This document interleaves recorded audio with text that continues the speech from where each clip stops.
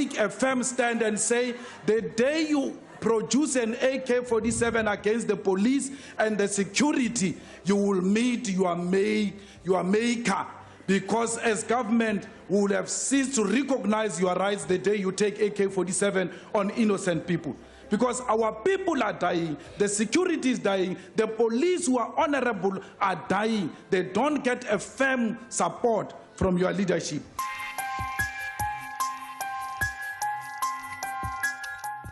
The Hawks manage to swoop on several suspects. They recover some cash, vehicles and weapons. This is nothing more than terror. We are now having an onslaught. The latest figures from FLEEK, 152 CIT robberies this year alone. Let me give you some quick trends that I've established. Most of the robberies take place on a Monday. Well, why? It's obvious. Monday pickups, a lot of cash from the weekend. Followed by Tuesdays, which are very popular days, and Saturdays, which are also very popular days for these criminals. Sundays, obviously, very, very quiet. So they also need their days off, I would imagine.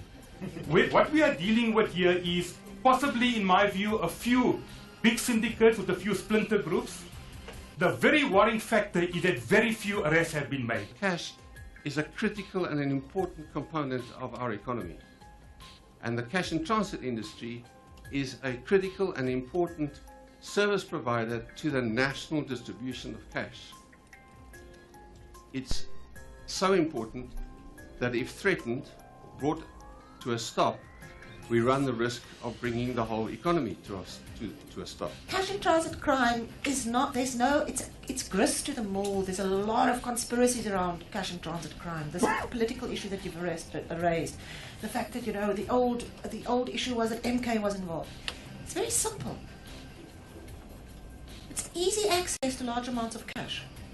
And that's what drives it, and the way to stop it is to make it a higher risk endeavor. If you look at cash and transit, for example, you have different roles. I will use an example of a driver. If a person has great driving skills, they can be recruited by any group of gang to drive for them. So you can have bank robbers recruiting a person who's driving for cash and transit robberies.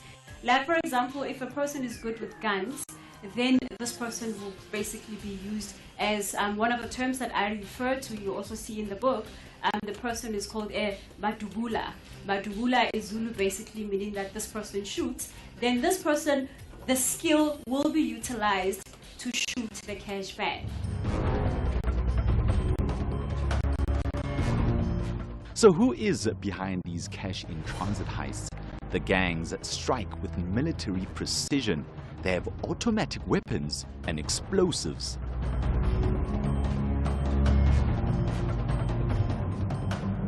Check into those investigating officers in the SIU, the most corrupt institution. Corruption has moved into the Hawks now.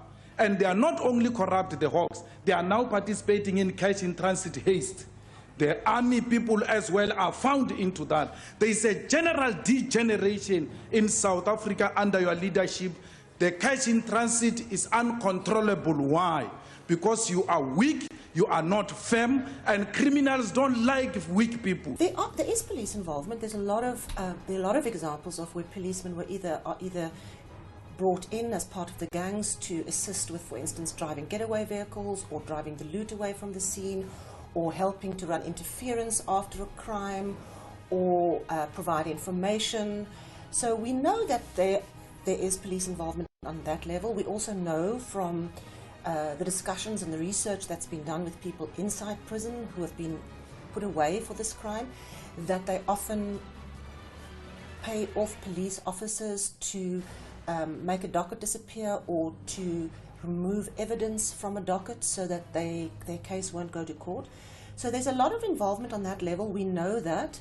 We must be very careful to say that this crime is driven by police complicity. It's most certainly not. It's driven by sophisticated criminals, but there is complicity of police officers on many levels. When I interviewed the guys in the prison, they said that it's very easy to get guns. We might think that it's difficult. For them, they said it's very easy. And while I was preparing, I listed from my dissertation some of the places that they said you can get the guns from.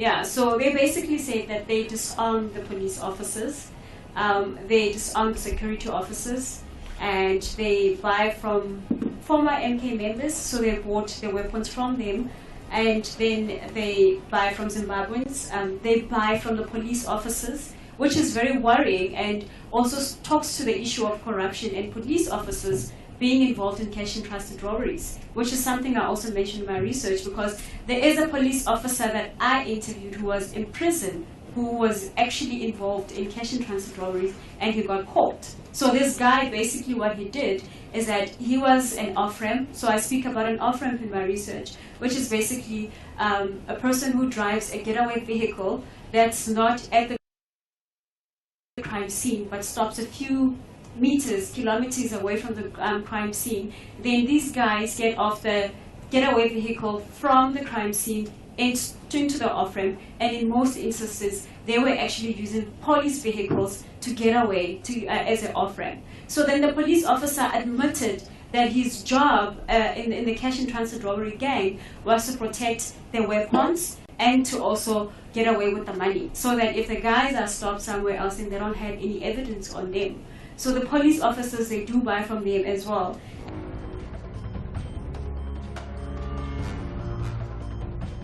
Allegations are flying faster than pieces of an exploding security van. Could those sworn to protect and serve actually be involved?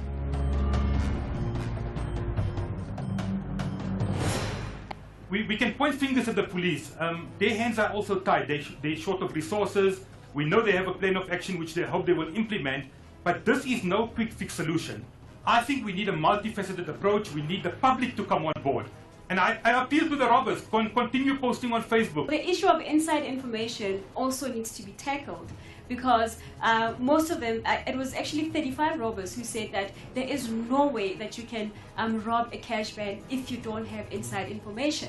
So they do have fingermen, they have people pointing them in the right direction, coming from either the bank or their security company.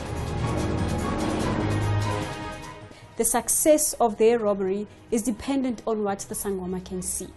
So basically you go to a Sangoma, the Sangoma looks at the way, or they throw bones, or they do whatever that is done there, I don't know what is done.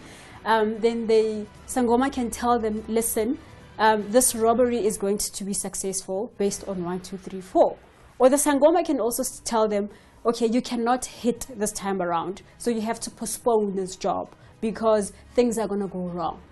So they also believe that the muti, because the Sangoma will also give them muti, the muti that the Sangoma gives them makes them invisible, it makes them invincible, gives them some kind of like supernatural power or strength, and it makes them fearless.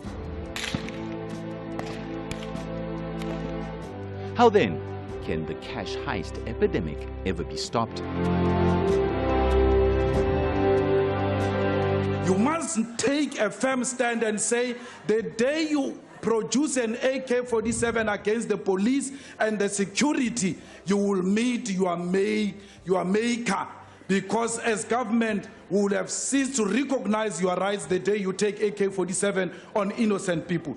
Because our people are dying, the security is dying, the police who are honorable are dying. They don't get a firm support from your leadership. Cash and transit crime has always been done with military precision. It's always been the standout element of cash and transit has always been how good they are at doing this, how good these criminals are. We know they are the criminals who are at the top of the food chain. They talk about themselves as professionals, as this being a crime of prestige. So these aren't normal criminals. These are the top level criminals. The skills that are required there would be what we refer to as the modern day organized crime syndicated setup, is that you'd have particular skills, whether it be with firearms, whether it be with explosives, whether it be with vehicle driving. Those are the skills that are recruited, and once that particular crime has been committed, they go their separate ways, obviously after splitting the cash. I refer to the same thing with regard to the use of firearms. There are experts or skilled people in that regard that are utilized, and so you see these perpetrators aren't restricted to a particular area. They would cross provincial borders for that matter. any provincial border to commit these crimes. And that's how the skills are employed and deployed. We have a multidisciplinary approach on this matter regarding our investigations, and we are working with other law enforcement agencies, including crime intelligence, whereby each and every information that comes into our attention, we act on it. And just like last night, you know, we were very proactive that 4 suspects were arrested in Queenswood while they were still planning. So we were very proactive that the information we received led us to a very successful arrest of 4 suspects which were arrested in Queenswood in around Pretoria. There is a lot of backup support. We're deploying helicopters. There are tactical teams additional deployed. But currently it's a new modus operandi that they're using. And remember that the vehicles hasn't been built to protect them from bombing. They were built to protect them from people shooting at them, etc. So that is currently a problem, but the industry and ourselves are looking at solutions to implement technology to assist us with this. But also, we need the support of the SAPS to assist us with it. Through our investigation so far, we have recovered about 95 million rands, the stolen motor vehicles as well as rifles and pistols from the crime scenes. And we've also recovered bulletproof vests, police radio as well as jammers. And that is a success.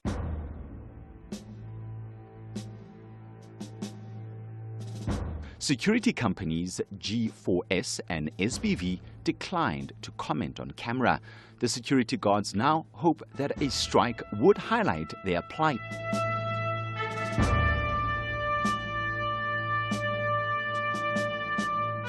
The most critical thing is that the workers feel that they are being used as cheap labor, and for them to express themselves in a protest action, because currently, on average, they are receiving something like 11,000 rand per month.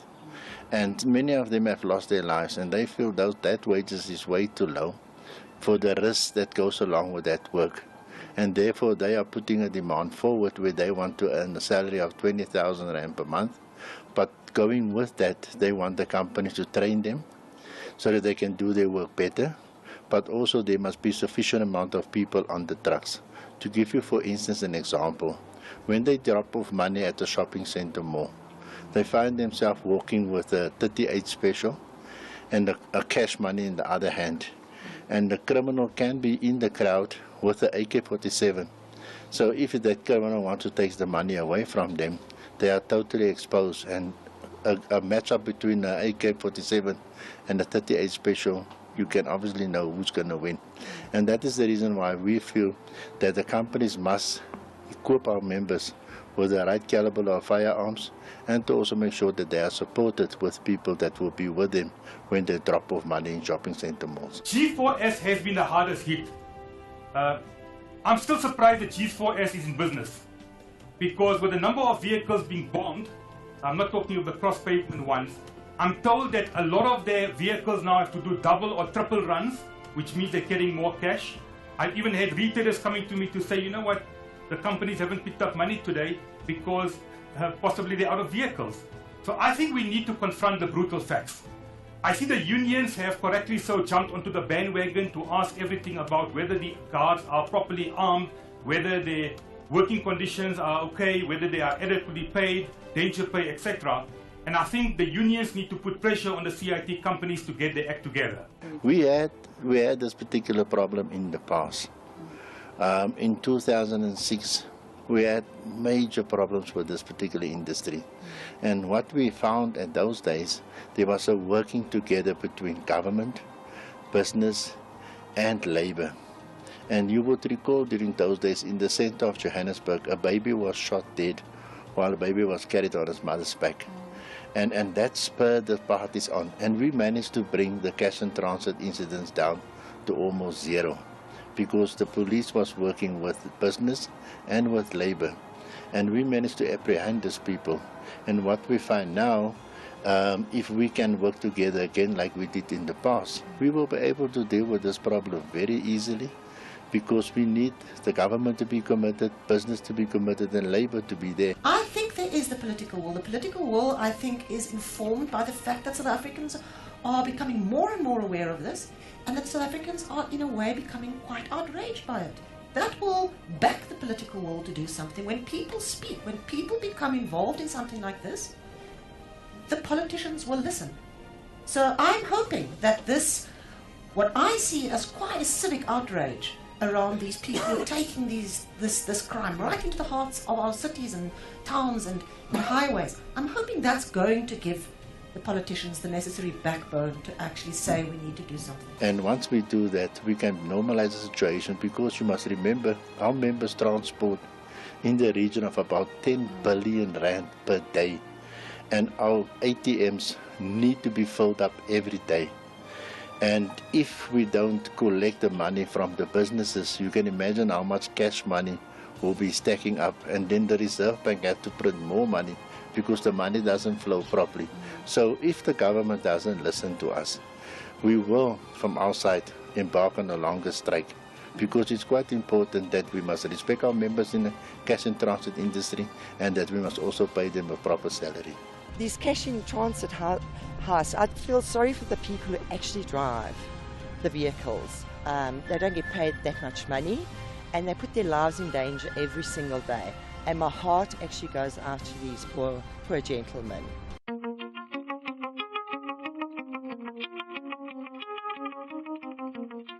As the saying goes, crime doesn't pay.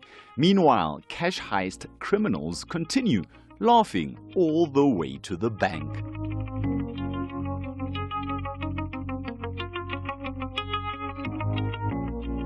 Well, basically, people want cash. So in the beginning, the robbers said that they were in need of money. They wanted money because they wanted to fend for their families. But then as they proceed, or as they persist in committing these robberies, then it's not about money anymore, it's about greed. So then the need basically now grows to greed, because you can also see, I think recently with the security guard who was arrested, you could see on his Facebook page him posting with flashy cars, and he was wearing only basically flashy clothes, labels, and so they persist in committing the robberies because they need to maintain this lavish lifestyle. I saw a video of somebody counting allegedly 3 million rand on Facebook. We need more of that so we can get these, I want to use the word, but so we can get these, I'll use it, the bastards arrested. Because at the end of the day, they are ruining the economy, they are taking lives, they are putting people, ordinary citizens' lives at risk. And I think we as citizens have to take a stand. Enough is enough. And I think the public has a role to play, because it's somebody's family member, it's somebody's neighbor, it's somebody's colleague, it's somebody's friend, somebody in your community. We need to blow the whistle. Someone, somewhere, somehow knows who's involved with these gangs, who's involved in crime, and we need to break our silence. It's not only about getting reward. We must make it our moral and our civic duty to get these people behind bars. And I think the cash industry, the cash in transit industry, have a pivotal role to play. Investing money in investigation, in making sure they use technology, in updating their vehicles, in making sure their guards are adequately trained and can fire back. I mean, how does a guy, a G4S guard with a 9mm pistol, fight a guy with an AK-47 or commercial explosives? It doesn't make sense. But it is difficult if you've got 2 or 3 people going against 15 or a group of 15 or 20 people. It's very difficult. Can we improve? Yes, I definitely think we're busy with deploying and doing more tactical training with our teams. And I think the technology on our vehicles and the way that they've been developed is very, very adequate, not for bombings, but to protect our staff and people. I don't honestly believe that the socio-economic problem that we have in this country, which is a very real problem, is the principal driver behind this. All of the evidence that we see suggests very strongly, proves very strongly, that we are talking about greed and we're talking about organized criminal syndication.